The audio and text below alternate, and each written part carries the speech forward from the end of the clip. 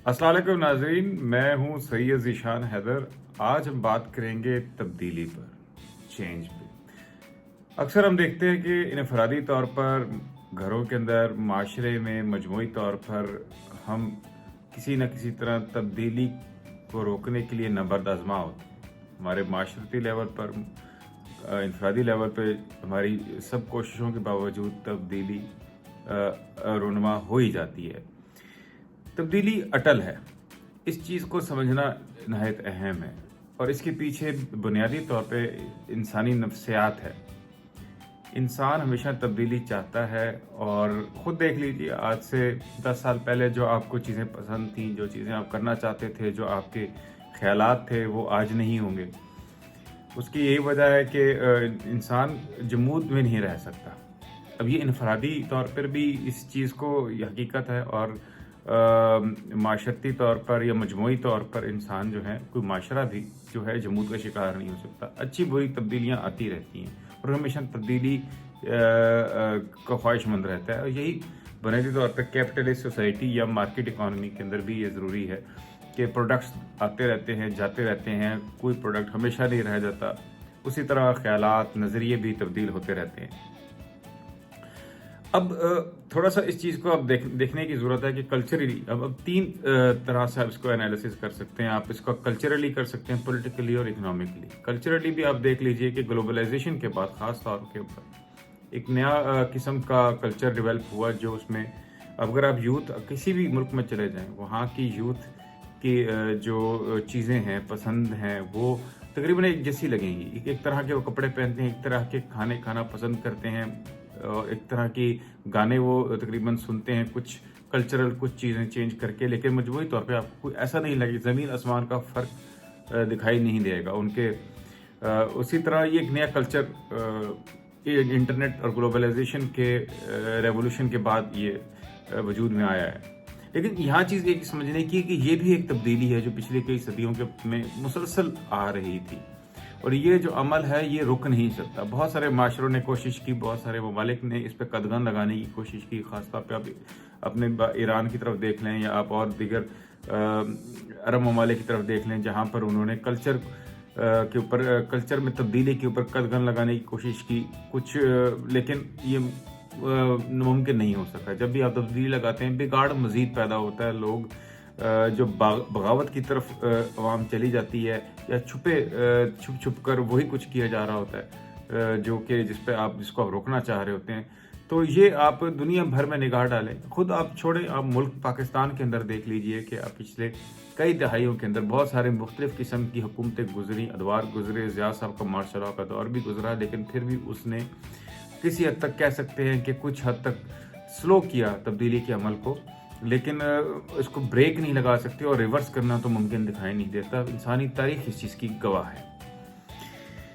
अब हमारी cultural changes क्या आ रही है, मसलन के इसमें ख़वातीन की एम्पावरमेंट है। पहले ख़वातीन जो है वो उसको जो है वो हकूक़ हासिल नहीं थे। मैं इस वक्त सिर्फ बहस जो है वो करना चाहूँगा पाकिस्तान के कॉन्टेक्स्ट के अंदर। उसकी देखिए, ख़वातीन का डिपेंडेंस हुआ करती थी मर्द हजरात के ऊपर, इकोनॉमिक डिपेंडेंस हुआ करती थी, जो कि आहिस्ता आहिस्ता जैसे ही वो और दूसरा उनको सिक्योरिटी मिला करती थी। ये दो चीज़ें तारीख के अंदर जो हैं वो मर्द फराहम किया करता था। मर्द जो है उसके वो फाइनेंसिस देता था और सिक्योरिटी देता था। जब स्टेट, जो मॉडर्न स्टेट है, ये ताकत में आई, वजूद में आई, इसने ख़वातीन को ये दोनों चीज़ें फ़राहम की, सिक्योरिटी भी फ़राहम करना शुरू कर दी और जॉब या फाइनेंशियल जो है इंडिपेंडेंस भी इससे एश्योर किया और उनको राइट्स दिए। इस सूरत के औरत जो है उसने अपनी आवाज़ उसको मिलनी शुरू हो गई। कुछ माशरों में ये जल्दी मिल गया, कुछ में ये लेट मिला। ये आप देख लीजिए कि आपके मुल्क के अंदर शायद ये प्रोसेस अभी उस तरह नहीं है जिस तरह वेस्ट में है, और वेस्ट की बहुत सारी चीज़ें जो है अभी हमेशा वो अभी लीड करते हैं। इसमें इस कतन इस तरफ मत जाइएगा कौन बेहतर है या कौन बुरा है या क्या है। हम इसकी बात सिर्फ सिर्फ तब्दीली को एकेडमिकली हम डिस्कस कर रहे हैं कि तब्दीली जो है वो आ रही है, हमारे सामने हैं। जो कुछ हालात आपके विमेन एम्पावरमेंट के तनाज़र में आज से 20 साल पहले, 30 साल पहले थे, وہ آج نہیں ہیں اور یقیناً اگلے 30 سالوں میں یا 50 سالوں میں وہ نہیں رہیں گے. تو لیکن ایک فلو، ایک ٹرینڈ آپ کو دکھائی دے رہا ہے. ذہین لوگ وہ ہوتے ہیں، عقل مند معاشرے وہ ہوتے ہیں جو کہ تبدیلی کو سمجھتے ہیں، اس کو ڈائجسٹ کرنے کی کوشش کرتے ہیں، اس کے آگے دیواریں، وہ ایسی دیوار کھڑی کرنے کی کوشش نہیں کرتے جس نے آخر گر جانا ہوتا ہے. تو ہمیں کہنے کا مقصد یہ ہے کہ ان تبدیلیوں کو، مثلا بچوں کی بات کر لیں، بچوں کے حقوق کو ہمیں دینے چاہیے. بچوں کو ہم، اب وہ دور نہیں رہا کہ آپ بچوں کے اوپر اپنے احکامات دے دیں اور امید کریں کہ وہ ہر آپ کی بات مان لیں گے. ایسا کرنا مناسب نہیں ہے. ٹھیک ہے. اور آنے والے وقت کے اندر یہ تبدیلی بھی آپ دیکھیں گے کہ بچے بھی ان گروپس میں شامل ہیں جو کہ اپنے حقوق کی بات کرنا شروع کر دیں گے اور ان کا حق بنتا ہے اور یہ حق انہیں آپ کو دینا پڑے گا. حضرت علی کا قول ہے کہ اپنی نئی والی نسل کو اپنے اصولوں پہ مت چلاؤ، وہ اب نئے زمانے کے لیے آئے ہیں. تو یہ عقل مند جو لوگ ہیں، جو ہمارے دانش مندی کا تقاضا یہ ہے کہ ہم آنے والی تبدیلیوں کو دیکھیں، سمجھیں اور یہ جان لیں کہ تاریخ سے کچھ سبق سیکھیں کہ جن لوگوں نے تبدیلی کے آگے دیواریں کھڑی کرنے کی کوشش کی ہے وہ کامیاب نہیں ہو سکے. اسی طرح آپ پولیٹیکلی دیکھ لیجئے کہ دنیا کے اندر آپ آج سے 100 سال پہلے کتنی بادشاہتیں تھی، کتنی ڈکٹیٹرشپس تھی اور آج کتنی ہیں. تو یہ ٹرینڈ آپ کو دکھائی دیتا ہے. ٹھیک ہے. فیوچر بھی یہی ہے. جمہوریت نے آخر کار پریویل کرنا ہے اور آ جانا ہے کہیں پر، اور جو اس کو ریزسٹ کرے گا وہ نقصان اٹھائے گا، وہ معاشرہ نقصان اٹھائے گا، اور جو اس کو ایکسیپٹ کر لے گا اور سموتھلی ٹرانزیکشن ہو جائے گی وہ جلدی سے آگے بڑھ جائے گا. اب یہ ہم پہ ڈیپینڈ کرتا ہے کہ ہم نے آیا اس کے سامنے دیواریں کھڑی کر دینی ہے یا ہم نے اس کو ایکسیپٹ کرنا ہے، امبریس کرنا ہے. یہ پیغام ہونا چاہیے ان طاقتور حلقوں کے لیے، ہمارے ملک کے کہ بھائی ہمارے ملک میں جو ہے جمہوریت کو مضبوط کرنا ہمارے مستقبل کے لیے اہم ہے، اور جتنا جلدی ہم اس تبدیلی کو امبریس کر لیں، ہضم کر لیں، ایکسیپٹ کر لیں، اتنا ہی ہمارے ملک اور معاشرے کے لیے اچھا ہے. اسی طرح معاشرتی طور پہ بھی آپ کو دیکھا جائے تو معاشی طور پہ اگر دیکھا جائے تو پہلے ایک زمانے کے اندر کہ مارکسزم جو کمیونزم تھا وہ پروان چڑھا، لیکن اس کے بعد وہ ناکام ہو گیا.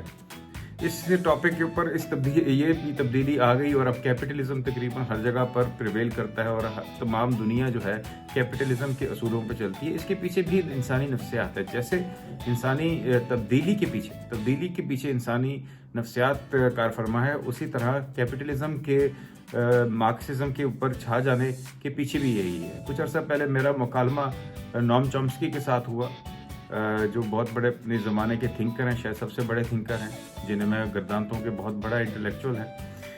تو ان کا آرگومنٹ تھا کہ کیپٹلزم جو ہے وہ کوئی نئی ریسنٹ چیز ہے اور جو مارکسزم ہے یا سوشلزم ہے وہی بہترین سولوشن ہے. ان کا اپنا ایک پوائنٹ آف ویو ہے، پرسپیکٹیو ہے. پھر اپنا جو آرگومنٹ تھا وہ یہ تھا کہ جو کیپٹلزم ہے اس کے پیچھے انسانی نفسیات کا فرما ہوتی ہے. انسانی نفسیات کے اندر لالچ یا ہرس موجود ہے. اس حقیقت کو آپ جھٹلایا نہیں جا سکتا. اور دوسرا، اگر بہتر الفاظ استعمال کیے جائے تو یوں بھی کہا جا سکتا ہے کہ انسان کو دولت اکٹھا کرنے اس کی جو ہے نیچر میں شامل ہے. دولت کی ایکومولیشن اس کی نیچر میں شامل ہے، اور جو بھی چیز اس کے ہاتھ سے دولت چھین لیتی ہے تو وہ اس کو پسند نہیں کرتا. یہی کچھ مارکسزم کے ساتھ ہوا. جب اسٹیٹ نے اس کی دولت انسانوں سے لینے کی کوشش کی اور خود بانٹنے کی کوشش کی تو پھر انسانوں نے اس کو ریزسٹ کیا، اس سسٹم کو ایکسیپٹ نہیں کیا اور ریجیکٹ کر دیا، اور پھر آخرکار سوویت یونین یا USSR جیسا بڑی طاقت بھی ٹوٹ کے بکھر گئی. تو دیکھیے، کہنے کا مقصد یہ چاہے کلچرل اسپیکٹ ہو، پولیٹیکل اسپیکٹ ہو، اکنامک اسپیکٹ ہو، اس کے اندر تبدیلی ایک مسلسل عمل ہے. کیا تبدیلی آ رہی ہے یہ جاننا ضروری ہے.